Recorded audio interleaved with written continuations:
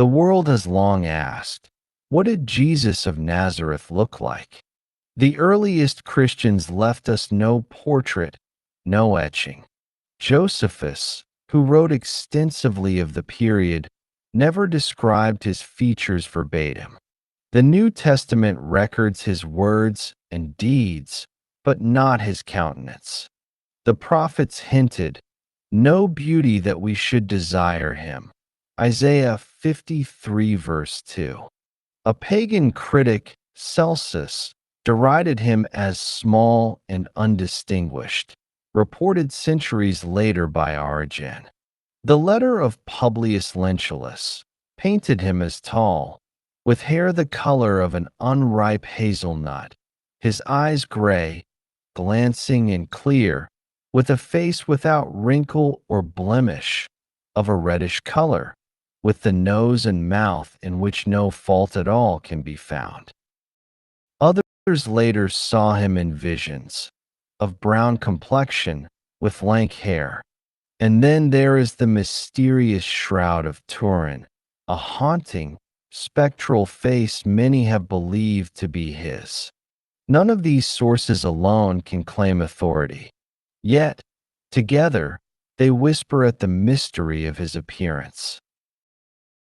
Now, let us leave the parchments and walk into Capernaum, where he lived and taught, to seek him with our own eyes.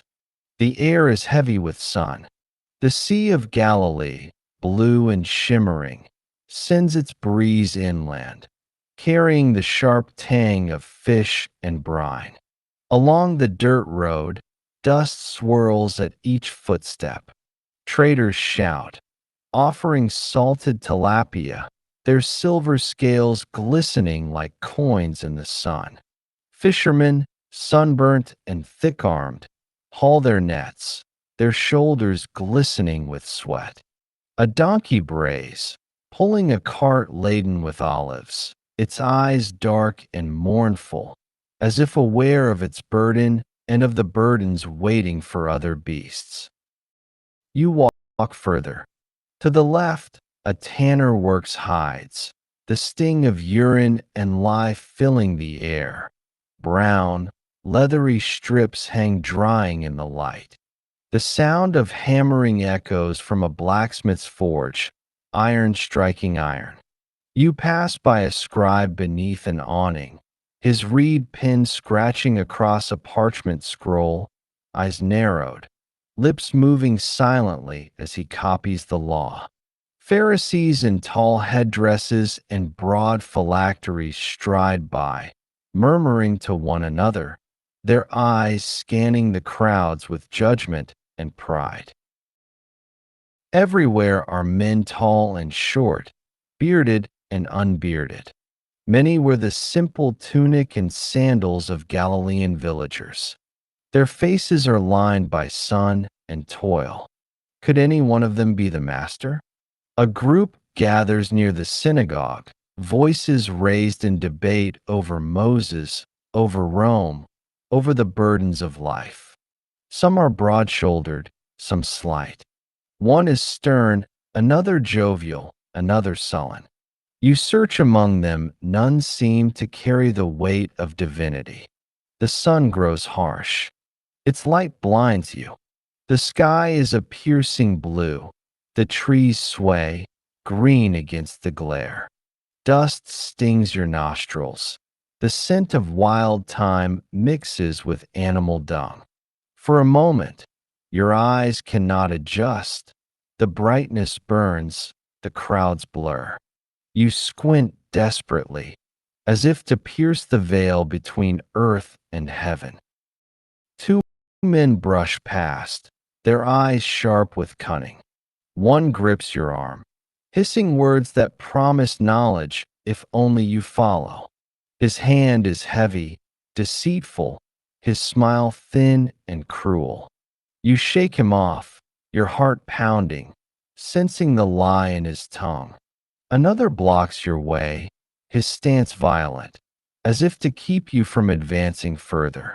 His words drip with mockery. You will not find him.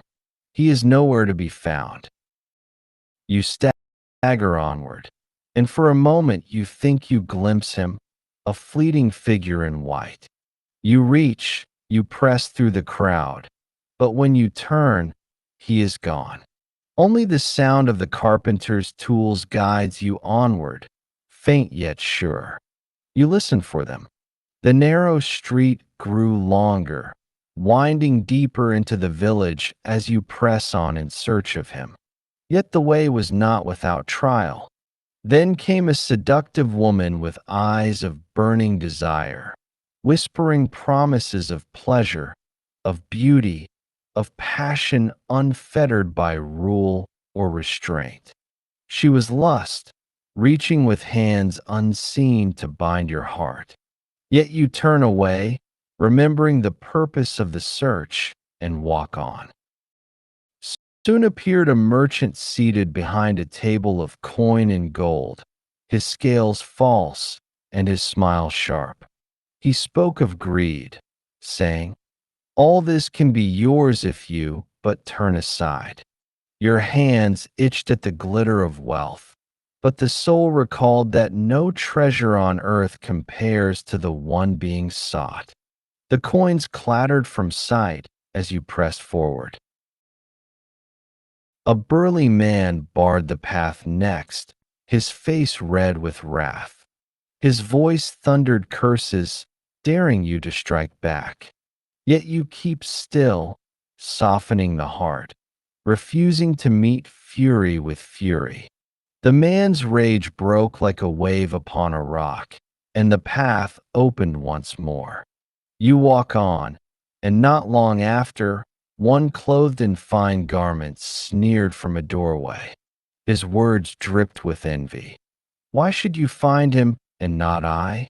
Why should he care for you above all others? Your spirit wavered, yet remembered that God is no respecter of persons. Contentment cast out envy, and the sneering voice faded.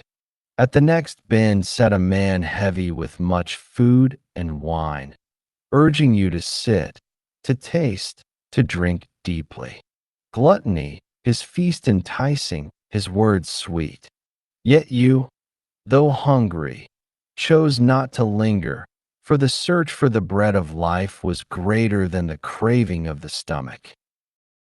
Farther on, in the heat of the day, you feel weariness pull down the soul.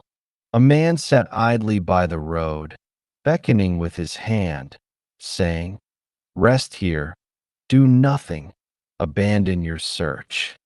This was sloth, the call of ease. Yet you must press on, though the body cried for stillness, for within the heart stirred a greater strength than flesh could offer. Last, before the open square, stood a priest clothed in dignity, his chin lifted high. He proclaimed himself greater, holier, above all others. It was pride, the most ancient of sins. He declared, "You will never find him, for he is mine alone." But you, humble and lowly, knew the truth, that Christ can be found by all who seek him. Pride's voice shattered like fine glass, and silence filled the way. You now, still feeling the sting of the sun upon the eyes. The brightness can seem unbearable, a blinding sight.